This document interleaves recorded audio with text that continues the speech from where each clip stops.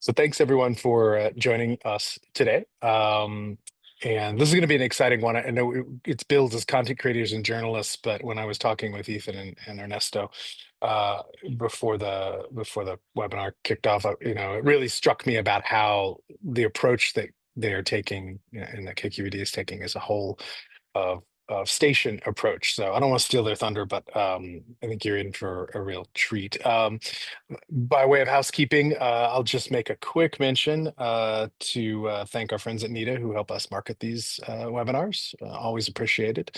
If you are new to this, you can sign up and kind of be notified about what happens with Public Media Innovators, our webinar, or our newsletter, or these webinars and whatnot through Public Media Learns links. I think, Amber's good on the links too. Full service there. Next month, a little bit of a difference because, of course, we've got annual meeting for the PBS folks hitting during the fourth week, I think, of the month. So we are doing a different time. It's usually on Thursdays. We're doing it on Tuesdays in May. It's going to be Tuesday, May 13th, and it's going to be at noon Eastern, 9 a.m. Pacific. So registration link will be popping in there boom. Love it how that happens. And last bit of housekeeping that I'll hit you with. Those who intend to use the chat, and we hope you do, you will notice if you open it up that it's probably defaulting to host to panelists. That is Zoom being Zoom. And you can just manually set that to everyone. We notice every time we do one of these, people start sending like comments and questions, and the first round always end up just coming to us on the host and panelist category. And so set it to everyone, and everyone will get to see what you're doing. So with that, we're gonna kick it off here. Welcome to Ethan, Toven-Lindsey, and Ernesto Aguilar. Ernesto, I want to just give a shout out to. He is our first three-peat guest. I was saying before we started, he's going to become the Steve Martin of our webinar series. We get at least one Ernesto hosting in every year. I'll let them kind of say what they do at KQED. I will just say that there are a handful of stations that I look to when I'm thinking about like how could we be upping our own best practices, and what does it mean for us in Nebraska to level up. And KQED is one of those stations, and you are about to see why. So Ernesto, Ethan, I'll let you guys decide who wants to kick it off, and I'll see you back here when we get to Q&A. While Ethan unmutes and cues up his introduction, I just want to say thank you so much, Chad and Amber and the entire team. We really appreciate being here. And also, big shout out to all my colleagues I see in the conversation, and also a lot of public media friends here. Really are honored by your presence. So, Ethan, please kick it off. Okay, thank you, Ernesto. And I agree with Ernesto. A lot of what we talk about will probably be informed by a lot of the other folks from KQED and around the country who we've worked on with this project, or this just sort of thinking about AI. I'm Ethan Toven-Lindsey. I'm the VP of News at KQED, and we've been within the newsroom, and this is where Ernesto and I sort of play off one another. We've been thinking about very particularly how newsroom journalists, content creators use or take advantage of AI and different AI applications, and then have been interfacing with the rest of the organization about how there's shared or differences in terms of those projects. And so you'll hear some of those individual as well as sort of like organizational initiatives over the next hour. Ernesto, over to you. Fabulous. I'm Ernesto Aguilar. I am Executive Director of Radio Programming and Content Innovation Initiatives here at KQED. That is a big title. It covers a lot. I also just recently finished up an AI and journalism leadership cohort at the City University of New York's Craig Newmark School, and write a newsletter on LinkedIn called AI and Public Media Futures, which has synthesized a lot of the learnings from that cohort, but is also servicing out more conversations that are coming out of public media around AI. And we have some really great things to show you.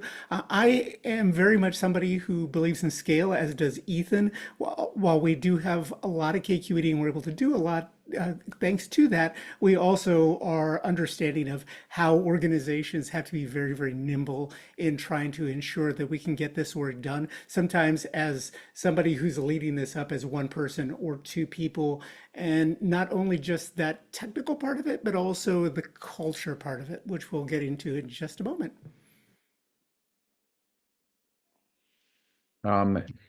Ernesto, do you want to I share the screen or?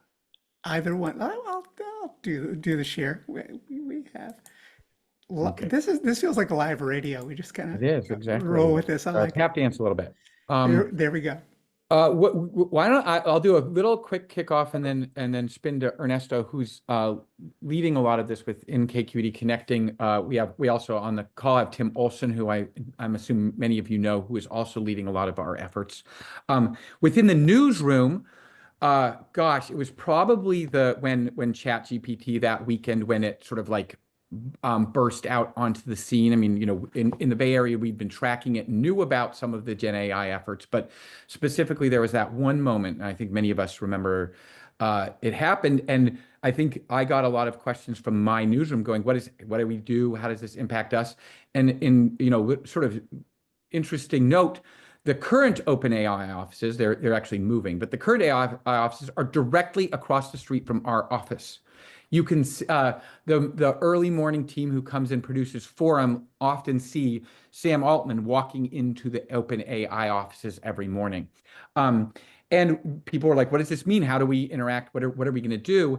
And at the time we in the newsroom, we had a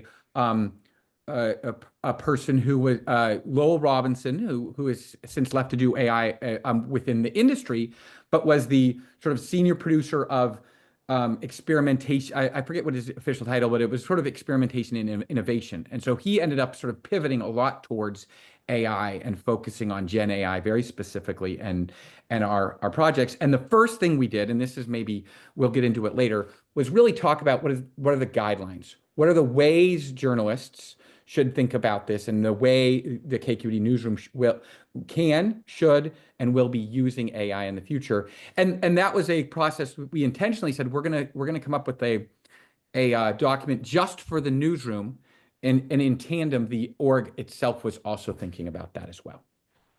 And you just set up what I think is really the groundwork and the foundational part of the conversation for KQED, because there were a lot of questions, and I think there still are a lot of questions, and I think everyone in public media has a lot of concern about what this can be for their organizations. What Ethan and I have always tried to remind all of our newsroom staff and all of our organization, frankly, is that public media is fundamentally a relationship business. It is not about replacing content or voices with ChatGPT. Those individuals are upon which listenership is built, donor relationships are built, and long-term sustainability for organizations is built. Our morning edition host, for example, Brian Watt, people tune in for Brian Watt. They're not here to get a dozen stories that ChatGPT can cough up. They're here for the news, but they're here for the connection they have with the people. So we're trying to figure out ways that these tools can be used to elevate that as much as possible and try to give someone like Brian more space to do the work that they have in front of them on a daily basis. One of the things we've tried to reinforce in the newsroom and probably broader as well has been the I think the role that or the promise and hope that AI presents to, I think in particular, and I'm sure that this isn't true just for local journalists, but to local journalism and local media companies in particular, because of that. I mean, I use this as an example a lot. That week that OpenAI and ChatGPT burst onto the scene and became public and people started playing with it was also the week in the Bay Area where there was a levee breach in Pajaro, about an hour south of San Jose, sort of Watsonville area. And we sort of pointed out that there's AI could definitely help journalists cover that. Maybe sort of synthesize or compile levee breach histories of levee breaches, or use data in particular ways. But what it can't do is send 4 reporters, which we did, to Pajaro to cover it and talk to people in the area. And the promise that that represents is really valuable in terms of our ability to connect. And then secondarily, what Ernesto is saying is that I think our trust is built upon that. We've had a number of Tim Olson, who's on the call, has brought a number of groups from other countries who are talking with KQED and public media in general about how are we navigating the atmosphere, this environment.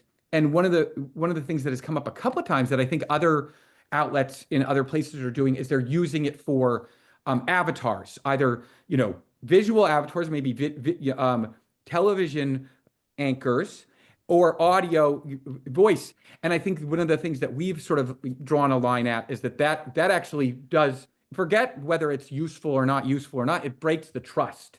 That is where the trust and credibility that Brian Water, our other individual folks, that relationship that we have with the audience. And I think we saw, everyone sort of has talked about coming out of this last election about that, the relationship and the personalities that all media has, and that connection with people is even more powerful now, or at least maybe we're realizing how powerful it is.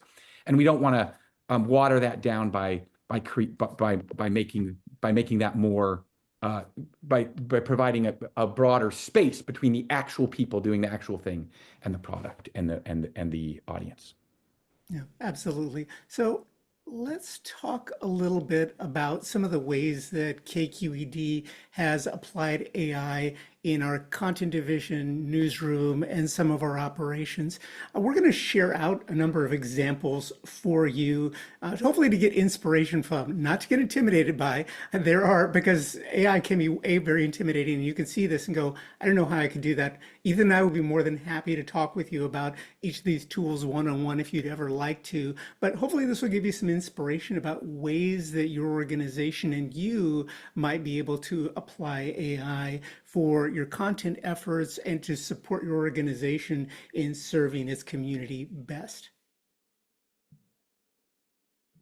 So I'll take this one, and this was actually, there are some of these. My team sort of came to me and said, okay, we now have some guidelines, and we'll talk about sort of how we thought about that later, because that might actually be maybe a possible first step for a lot of our organizations. Like, hey, how do we dip our toe into the water, or whatever? Like, just thinking about it and getting a team of people together to think about how you're going to use it, how it's ethical to use it, how it's not, how the guidelines has been as valuable as anything else. So that might be a first step. We'll talk about that later. But once we sort of did that, then we were like, what are some easy enough things that, Chad said it in the chat, that allow our journalists to do more and don't take away the core functionality, the core purpose, and what their role in the product is. And so there are a number of bots out there that you can just plug into Slack. That's how we did this. That will help suggest headlines. We had a Slack channel before this that was head chat, that people did the same thing. They would put in a headline, and then their colleagues would come and share and would put back and forth. We just added this AI bot to be another voice in that. This was not you will get this headline and you will put it in your story. God, no. One, that is often inaccurate, and two, it loses that sort of like human connection. But I think what this does is it's sort of a little bit of a yes and. It allowed us to put in, here's a story, and generate some headlines. And I think that sort of making sure that there's like different ways of going about it. You can do prompt engineering in building this to make sure, hey, we're trying to sell it, or hey, we're trying to make sure that the audience get it, or we're trying to be super Bay Area focused. You can sort of ask it you can build it in such a way so that the headlines that it's generating are in line with your editorial strategy and your strategy that you're trying to connect with your audience. But then once those ideas are put there, it becomes a conversation. it becomes a, oh, what's interesting there that we could use or what's not. And I would note, we specifically sort of limited it to headlines. Other news organizations are using it right now, are using Gen AI to produce social media they'll share a story that they've written, that they've produced in social media, and then they'll have Gen AI produce the copy within Instagram or whatever. I hope they're fact checking it and make sure that copy that is produced there is accurate. But also the thing that we sort of held back on is that there are people that we employ that do that better, I think, than AI does, that as part of their job. There are maybe ways to explore doing that in the future, but right now, the way we've sort of synthesized it or settled on it is this headline generator. I just want to underscore the "oh God, no" part that Ethan just pointed out, because if you look at what Tim has entered on the screen, I always think about AI as the anxious intern. It wants to please you based on what little information you've given it. Tim has given it very little information, and you can see the wild ideas for headlines that it has come up with here. However, I mean, as Ethan points out, this tool is just an ideation exercise or resource for a reporter who may be just struggling with ideas. Many of us have been on deadlines. We've been working on something for a very long time. We've got several pieces in process, and coming up with the most brilliant headline idea without asking your colleagues to help you out with it sometimes can feel a little daunting. So being able to throw out something like a piece of your story and trying to get a few ideas might be just a breadcrumb or two that you might need in order to kick off your own creative process. So this is always a very helpful thing for what we've done. Also, we created a tool through the work of Lowell Robinson and some of our teams to generate transcriptions of our daily morning program called Forum. And so we'll enter in a URL, it will deliver back a transcript, and can then also give us information about that program, topics, names of the guests. It makes a lot of mistakes with names, as you can guess, and also give you a few highlights from the show.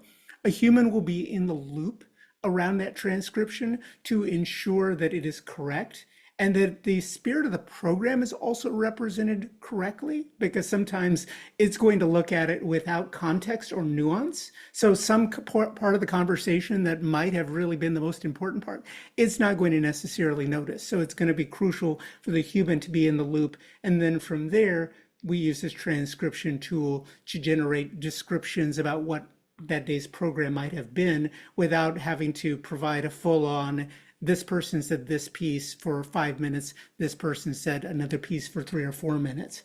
It can also be helpful in a lot of ways in the respect that this tool will also let us know who's speaking and how much they're speaking, what cities might have been represented and what topics might have been represented. We haven't really integrated this yet into source tracking. Ethan, you can fact check me on this, but it can be helpful for us to decide these are topics we might want to give a little bit more attention to, or an area that we're covering may not get as much coverage as other areas. And we might want to take a look at that, particularly if we start to look at that data in relationship to what our overall broadcast listenership is. If a community where we have a large broadcast listenership is tuned in, but we're not maybe presenting their community as much as we could, there lies an opportunity. Ethan, I bet I'm missing a lot there, however. No, I mean, so I think one of the things that Ernesto and I are trying to center in this discussion is that there are some things that both scale, time, resources that sort of all of us can do. One is sort of an AI guidelines, I think, is a thing you can get sink your teeth into. I even think a headline generator, both in terms of Ezra asked about cost. That's a marginal cost. I don't know what it is, but it's like a marginal cost. It's not that would not impact anyone's significant bottom line at all. This tool, the transcription tool, when we thought about this was we actually built, we took existing products that were out in the marketplace, but then built on top of it. So this is a little bit more of a, hey, if you've decided this is a thing you want to invest in and spend on, this involves like either hiring someone to build something a little bit more custom for you. Hey, particularly if you're going to make it public facing, I think that's the reality. Like there's, as we all know, there's transcription that allows you to do a ton of stuff on the back end for newsrooms or for anyone. What we did here was we figured our forum program has never put our transcriptions online. Different organizations have decided, have either had human transcriptions or other transcriptions previously. We never done that. And we figured this might be an opportunity for us to sort of public facing explore whether this is a place to do it, because it both not just cost, but also the workload this adds onto the producers of our daily talk show is already over. Like they don't have any free time. They will tell you they have no free time for us to add an additional task on them. So either editing or even QCing a transcript, the whole transcript is going to be difficult for them. So what we did is, this is to Ernesto's point, out of the human in the loop, that we took a transcription. We said, this is AI generated. There will be errors, full stop. And we're going to pull from it 3 highlights. One thing that I was super concerned about early on, we said, you could ask AI to do this. What are the 3 most important moments of this show? Well, that feels really qualitative to me, that I am not willing to turn that editorial thinking over to AI. Or what are 3 places where this could change your mind? So any qualitative prompt felt very stressed. I was not willing for the newsroom to make those decisions. But here are 3 moments that are interesting. Feels like, hey, if you have a producer that's tracking to make sure that moment, they go, hey, I produced the show. That was an interesting moment. And that is the correct transcription, feels, hey, that's a useful role for AI to play to produce a public-facing product that is valuable. It's sort of, many of us know those fresh air highlight pages. This is a AI-infused version of that, which has been useful in terms of trying to put some of our forum content into different platforms. If you're looking to build a bespoke tool, as Ethan was talking about, there are a number of resources that you can use. There are tools like Replit, which REPLIT, which is almost a chat GPT for code. Say you wanted to build something like this. You type in your prompt and where that output is actually going to end up, and it will build it for you. It'll code it for you. And also DeepGram. We use DeepGram with some of the forum tools. However, I will also add that you can also use Gemini Flash. The advantage of the Gemini Flash is that it will take the audio natively. It's not going to transcribe it and then turn it around and do search. It's going to scan audio directly and then look for keywords based on what's in the audio. And that's important because that adds on extra cost. There's an extra token that's involved in transcribing, and then there's an extra token in trying to figure out what words go where, or what you're exactly looking for in terms of your prompt. Whereas Gemini Flash is going to just use it based on 1 token. So that might be an option. And I would note, like both the tool we've built that uses Replit and DeepGram. Yeah. The scale, it's one of those ones where it scales up. So if you do it like for individual shows here and there, the cost is actually incredibly reasonable. But if you build it as like an ongoing for every hour of forum or every hour of radio or television produced, it can become expensive very quickly. And we've had to think about that. I think it's just a couple of cents an hour. I don't remember the exact figure, Ethan, but I think it was definitely under 10 cents, something like that. But as you said, it adds up. A couple of hours of this will just go. Ethan, anyway, sorry, we could talk about transcription because it's such an important thing to the audience. On the broadcast side, we have so much content, and all of you on the broadcast side of public media understand we do so much ephemeral content that the audience oftentimes remembers it, is looking for it. And so we've been really trying to figure out how to solve this problem. And this has been one tool we've been working on to do that. And let's advance. Ethan, I wonder if you can talk a little bit about Discord, or is this one my slide? Why don't I start? But you sure, of course. One of the things that we've been, we had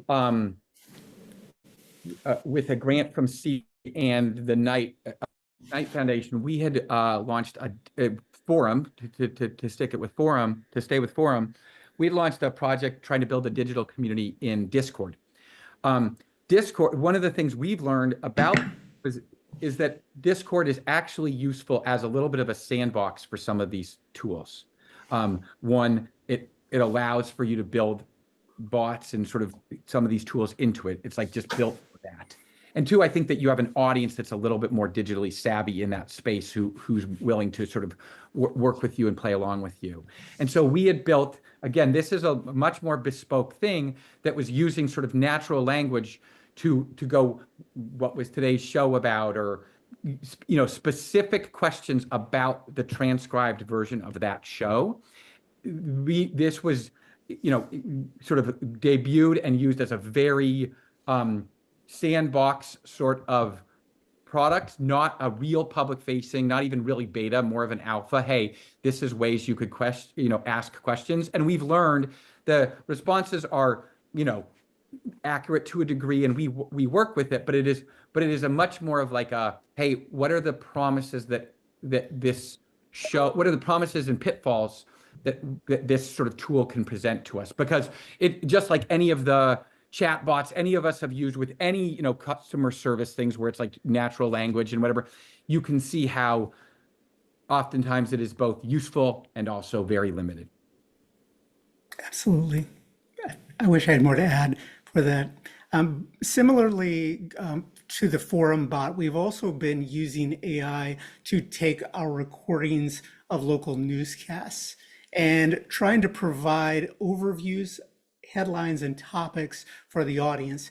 Given, again, how much that content is ephemeral, once it's traditionally been broadcast, it's gone. However, as many of you know, the audience may have heard a story about loans or school changes or anything your newsroom may have covered, but sometimes there may or may not be a representation fully online, if at all, for that story. However, for the audience, it is crucial.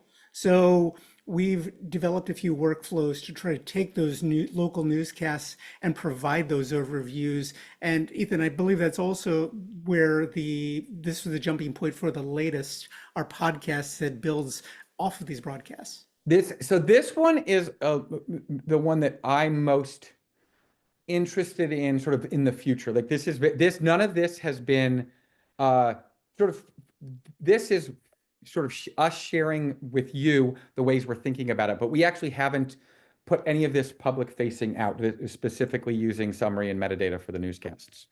The things that I am most excited about in it are, one, and this is true for probably a ton of content all of us produce, that if it's, we have it automated, we pull it from we pull the newscast. Now I don't know if this is true for all of us, but at KQED, what we basically do is we isolate a track, and every hour during the newscast, we pull it out, we record it, and we feed it to our podcast, to our RSS feed.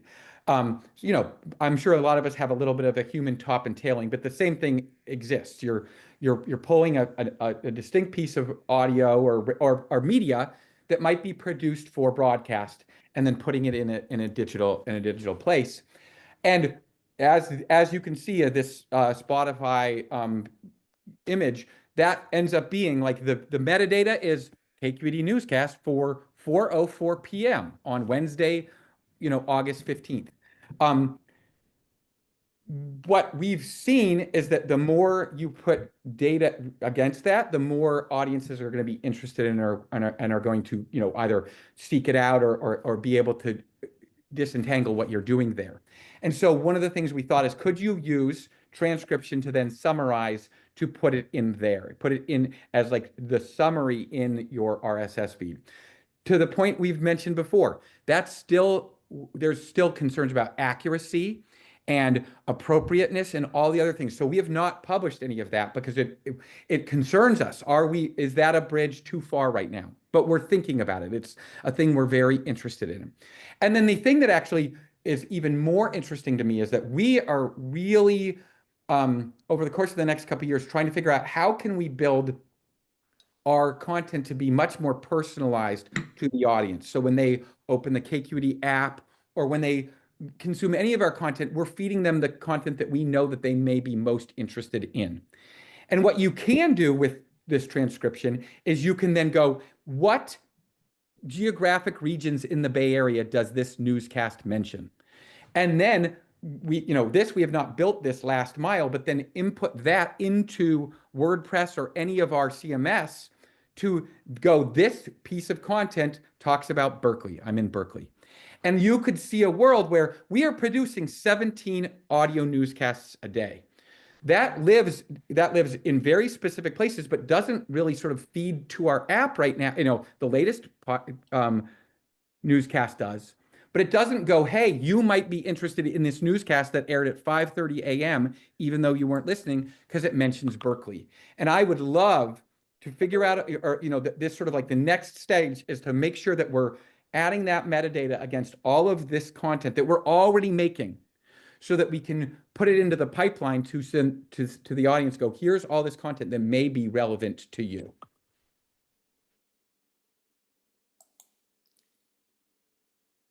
So one of the other projects we're in the process of working on at this point, it is a partnership with Stanford and Berkeley, local universities, regional universities, around an investigative journalism website ultimately, but it is going to be really a public service seeking to extract data from incident reports related to police accountability in the state of California. That is a big project. I think all of us would probably glaze over thinking about all of the reports in our state. We are one of the largest states, so there's probably a little bit of glazing over here when this project initially got launched. But it's utilizing AI to take, in many cases, hard copy reports, as you see here, processing each one of those forms, and then pulling from those forms select pieces of data that seem to be in common with every one of these forms. The fact is that of the counties that we are pulling forms from, the forms don't align. Different counties have different ways that they end up reporting, and so we had to isolate several data sets that we thought these are the ones that we have in common, and begin to really build out a database to surface out the important stories and also what journalists might need to know about these reports and the arc of the history of these reports. I sort of, maybe I'm in the same thing you said last time, Ernesto. I don't have much more to add except that the promise of what this can do with data extraction is incredibly valuable. We are working with universities and partners. We helped sort of launch this project 4 years back, and now we've sort of handed a lot of it off because it is like deep data extraction and data work to our partners. Sort of like figuring out how there's reporting out of it is a thing we're super interested in, and I think the project, as much as anything else, is working to bridge that gap between the big data database, the big data that we're going to have, and the reporters, how the reporters are going to use it to turn it into stories, to draw stories out of it. But this is, in terms of that sort of continuum of different projects, this is at the, hey, we're trying to figure out how it might be useful stage, not the, hey, this is how we're deploying it in our newsroom stage. And finally, all of us have lots and lots of archives, more than likely, whether you're TV or radio. And KQED is in our own process of reaching into our archives and getting a more comprehensive set of metadata around what we actually have. We have everything from, as you see on the screen, a James Baldwin, who appeared on KQED, to important historical moments in the history of the Bay Area. But in many cases, those have been in storage for a long time. So we've really sat together and deeply thought, how can we utilize this history in a way that comes to life for the audience? This is its own webinar in and of itself, so I don't want to spend too much time on it. But if you're thinking about how you might be able to use your own archives, please reach out to Ethan and I, because I think that we would have a lot to share about this and could connect you with some of our colleagues that are most actively working around the archiving systems that we have here and get you into some of the operational components of that. And with that, actually, I apologize, because we had one last item, which was to give a shout out to those of you who work with your local schools. If you work with your local organizations, KQED also has an education department that works with the 9 counties within our broadcast area. And those schools, like your schools more than likely, are dealing with AI not as something you're introducing, but something that's already entered the classroom. Parents have questions, students don't know how to use it. Some of them are using it in ways that are inappropriate. Teachers are figuring out how to cope with that. And parents are looking for ways to talk with their young people about how to use AI and what it means for their futures. Because as with us as adults who aren't in middle school, high school, this has created some existential dread for young people as well. So our education department has created generative AI guidelines as well as media literacy tools at education.kqed.org. You're welcome to take a look at those, download any of those resources, attend the webinars that are being provided for teachers and school administrators, as well as public media professionals, about how to use AI effectively in the classroom, and also for educators, how to effectively talk about AI.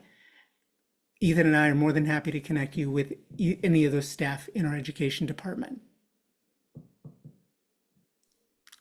One. And with that, Ethan, I think this is the hard part of the conversation. We got a chance to show you some of the tools and talk to you about some of the ways that we're using it and some of the ways we got it to work. But the hardest part is around culture. It's around change management. It's not just resistance to AI, but it's also just indifference. Is this one more thing I have to do? Is this one more thing that I have to try to figure out how to do when I'm not exactly sure if it's going to be of help? So Ethan and I have really had to focus in quite a bit on how to talk to our organization about AI and the change that it's going to be for public media.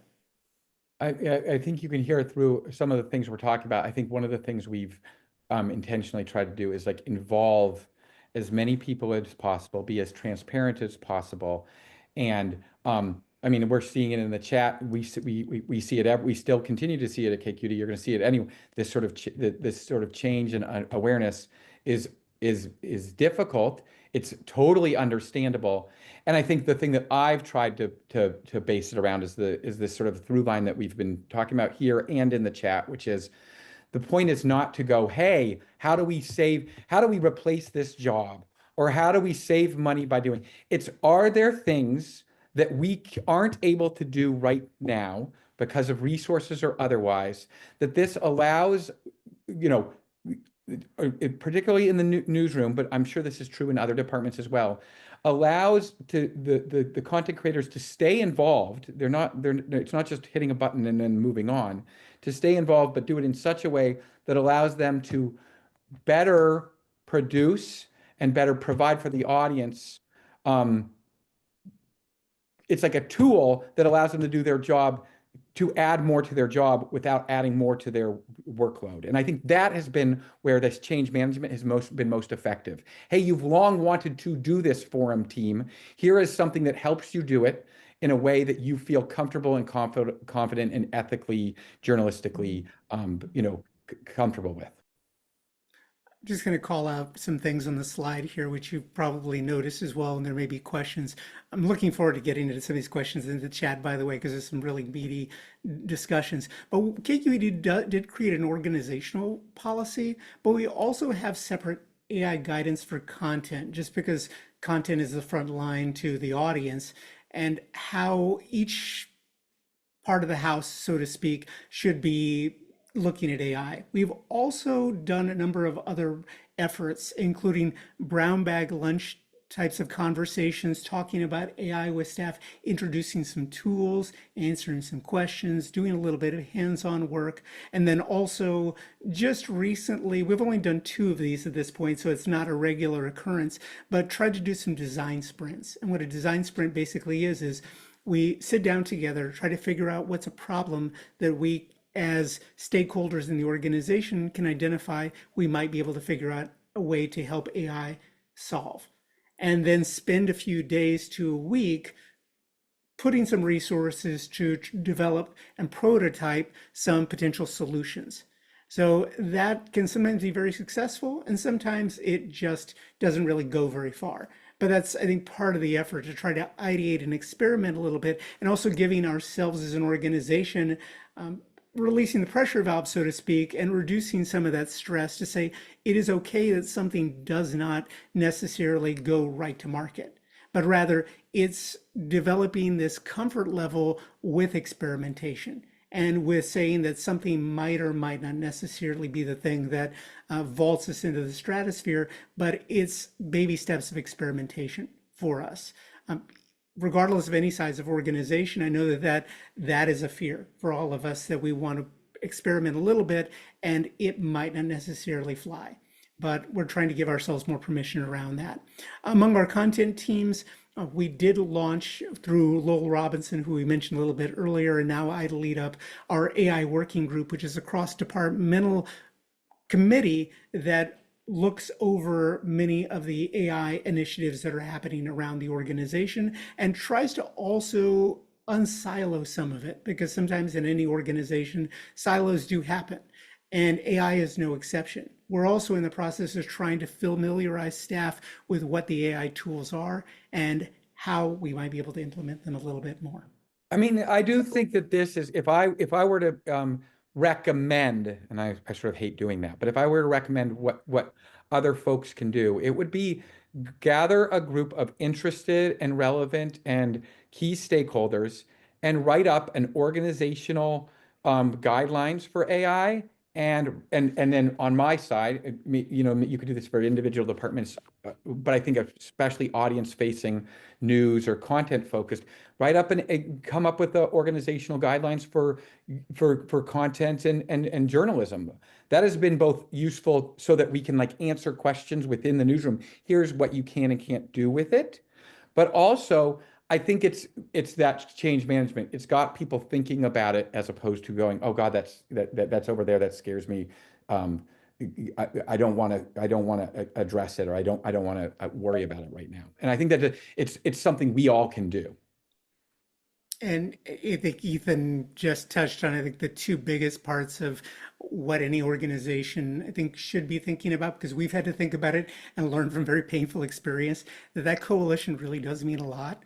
Having people that really care, so it's not just one person, even if it's somebody who half cares or 1/4 cares, that is going to be beneficial, especially if you've got it across the organization in different tiers, because those people have different networks potentially than you do, and might have a different sphere of influence. Also, I think just building on what Ethan mentioned, talking to staff about what they need as opposed to, and how we might be able to solve that need, as opposed to why it scares us. You want to have that conversation for sure, but also really thinking about how we might be able to address something that we, as an organization, identify we really would like to see us go. It also, as a process, this also sort of, Deb just talks about how it moves and develops so fast. This has been a learning for us, which is that we sort of came up with guidelines, sent out an email and said, we're done here. And we realized, oh, no, this is evolving. We're going to have to change. We're going to have to adapt our guidelines to new and changing technologies and things within this industry, within this field. And I'll kick it to Ernesto, because that's actually a thing we're thinking about right now, which is now we review it every couple of months and go, does it need any changes? It doesn't always, but when it does, then it's really useful.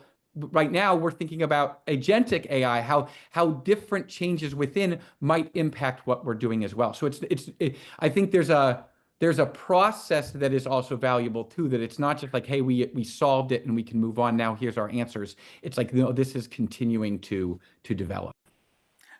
Absolutely. No, I think it tends to be the tendency of everybody to say the policy is done, yay.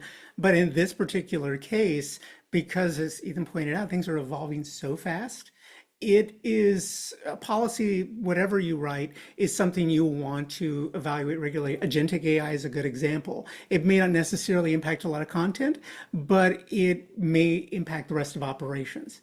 And it is being employed in a lot of cases of operations. HR departments are having these products pitched. Lots of finance teams are having such products pitched. And just having some clarity about what that is organizationally and having that periodic policy review is going to be really essential. And I think the last thing I would mention on this slide is just starting small.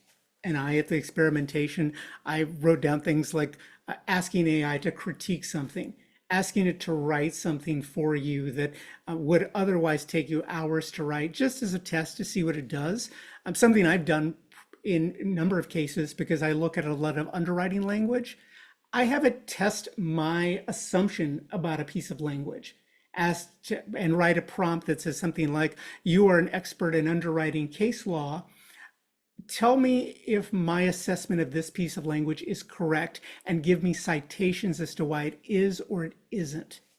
And it's not going to be gospel, of course. I'm not going to take it that way. But if it identifies something for me that I wouldn't have otherwise caught, I've basically saved myself a lot of headaches. And with that, I think we're decent on time for questions. We've covered a lot, and I think Ethan and I are more than happy to field your questions after this, but let's kind of get into the chat and get into some conversation.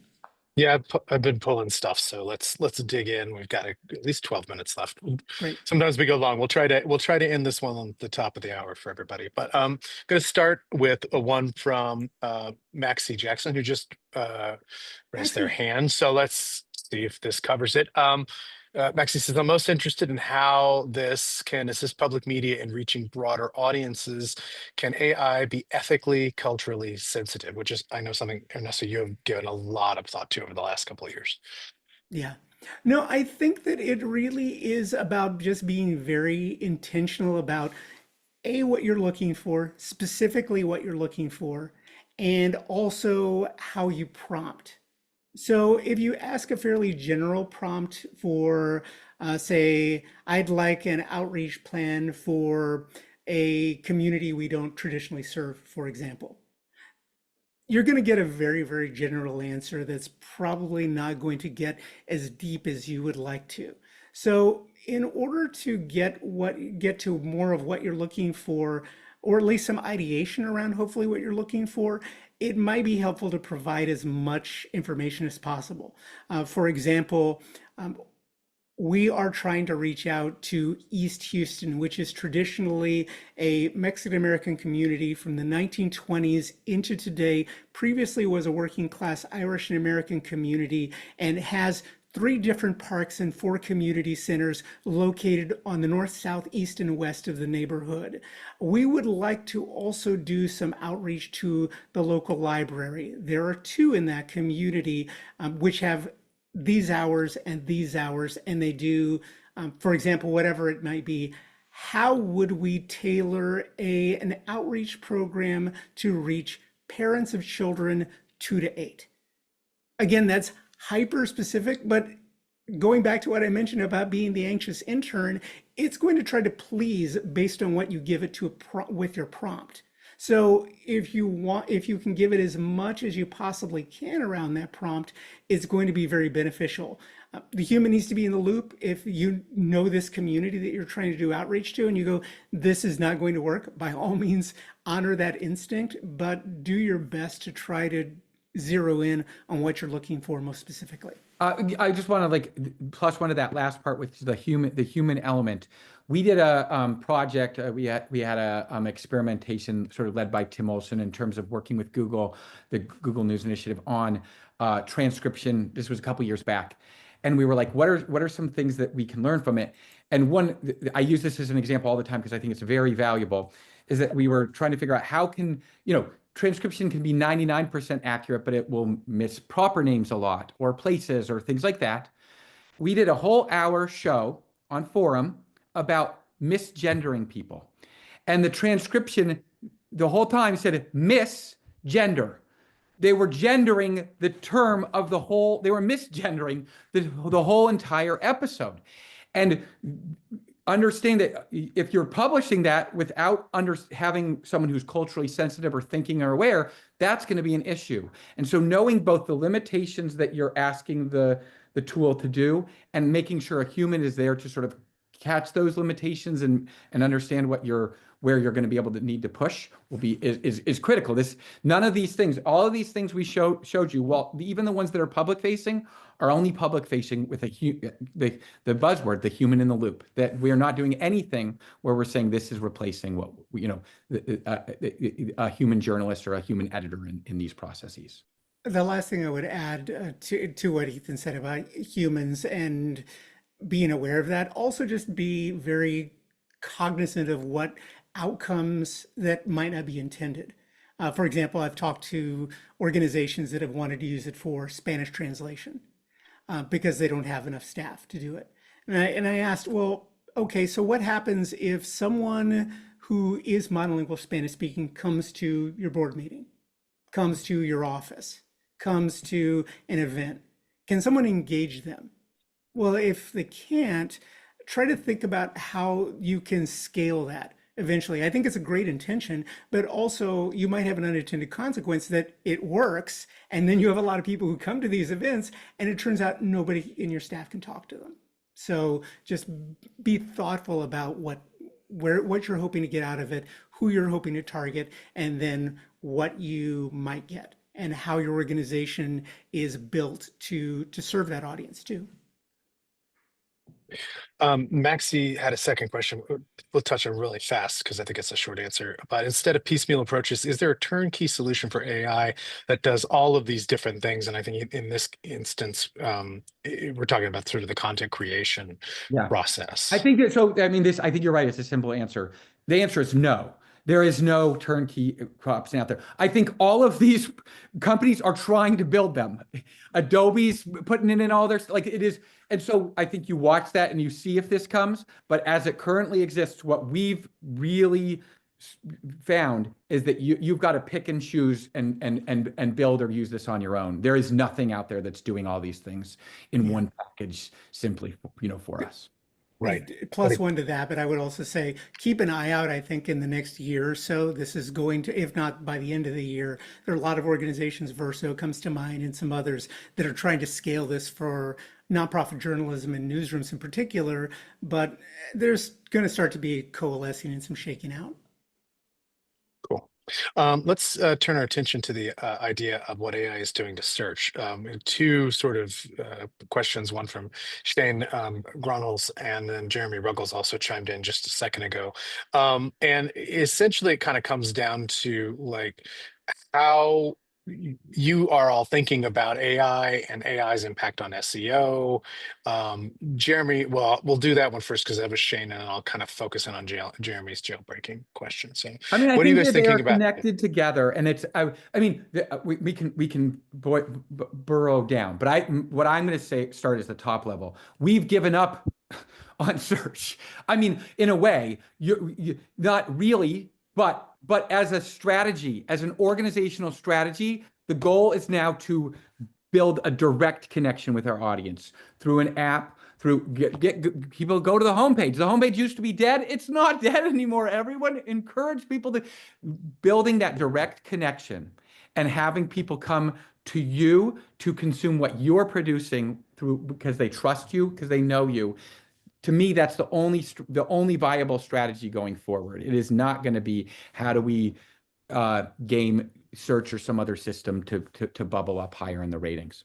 And to what Ethan said, I would say for all of you who are on the operational broadcast side or the content side, by all means, take the time, the attention that you have with your audiences, because chances are it is your biggest audience beyond digital, beyond podcasts and everything else, to try to introduce those broadcast audiences to what you're doing online and to start establishing, as Ethan said, that direct relationship to digital properties that you've got, whether even if it's just your website, constantly or at least once an hour regularly mentioning the website, that what they can get there, where they can go, why they should go there, and building that habit and that relationship just a little bit more to the with the audience is just going to make that effort to scale that much easier. To maybe as an example to Shane's question, if you see that your audience is asking what are the 10 most important stories every day, you need to write a newsletter that answers what are the 10 most important stories every day and send that to your audience. Like there are ways to use some of this audience data of lessons of what they're interested in and how they're trying to use your content to produce content that you send direct, you connect directly with them, as opposed to hoping that it will bubble up in some search or some other process. Now, are you guys advocating then, as Jeremy says, teaching journalists kind of jailbreak techniques, to which for those who are not super techie, jailbreaking is what people used to do to put alternate iOS or alternate OSs on phones to get them to run, in a way somebody would prefer. That's not an exact definition, but jailbreaking techniques to, or like running models locally. I mean, we've talked about that. We're thinking about it. This, a lot of this stuff is like that sort of like, hey, that question of putting anything in the model, they're using it for training, and then vice versa, anything that they're going to then suppress. These are questions that we're sort of like grappling with, but we don't have any answers to, at least. And I don't think anyone really does, but certainly even at KQED, we have not solved that. Next question from Carson Risser.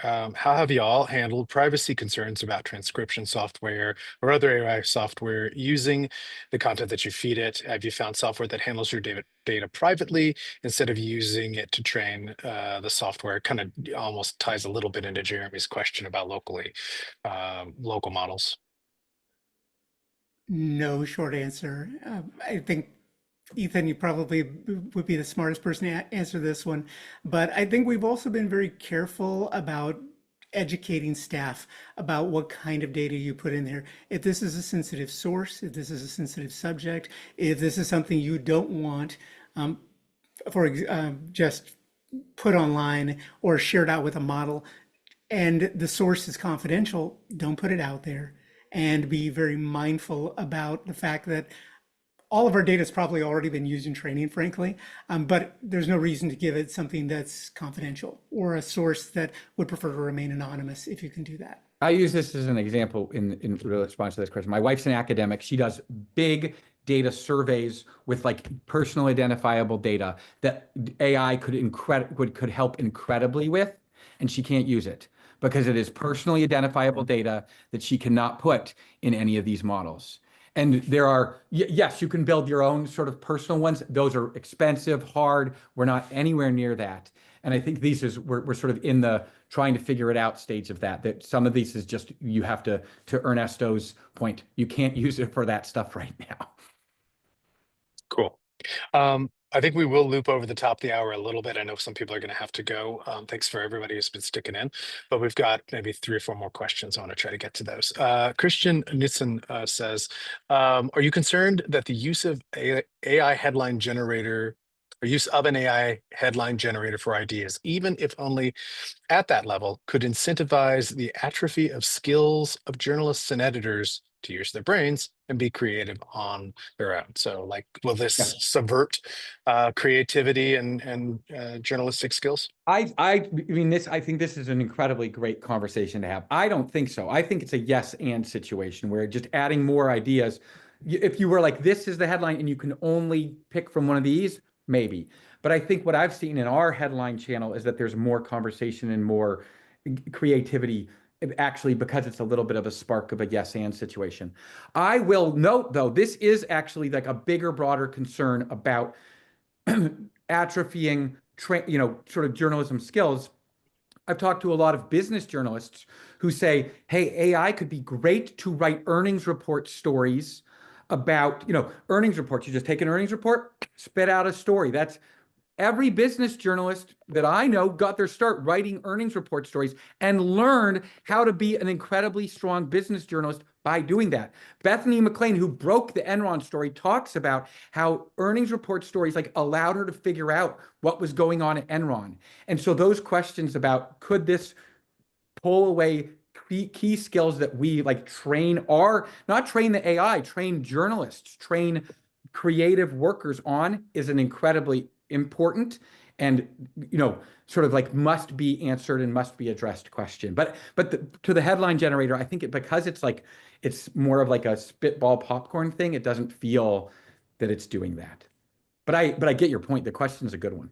Yeah, I'd be really concerned about it for commercial or news organizations, frankly, because they're trying to scale so fast with so many different stories. I have a friend of mine at Politico who said, we do a legislative tracker where we're tracking 500 odd bills. We've done this via AI, and I'm terrified of it because we need to represent all these stories because people expect it of us, but we don't know if it's accurate until someone flags it. And so he's just like, well, what can we do? Public media, fortunately, I don't think has that kind of problem. This will be the last question, I think, and it's from Hannah Rothblatt. And this goes back to when you were talking about the archives. Hannah writes, what is the purpose of using AI to pull advanced metadata from archives? Can you dig a little deeper into that? So I know that our colleague at KQED, which would be happy to connect you, our colleagues rather at KQED, I'm going to give, I think, probably the most Crayola explanation. Ethan, please don't let me color on the walls here. Is that we're taking our old recordings. So in many cases, this is actual tape. Digitizing them, digitalizing them, depending on where you come from. Different people have different ways of pronouncing that.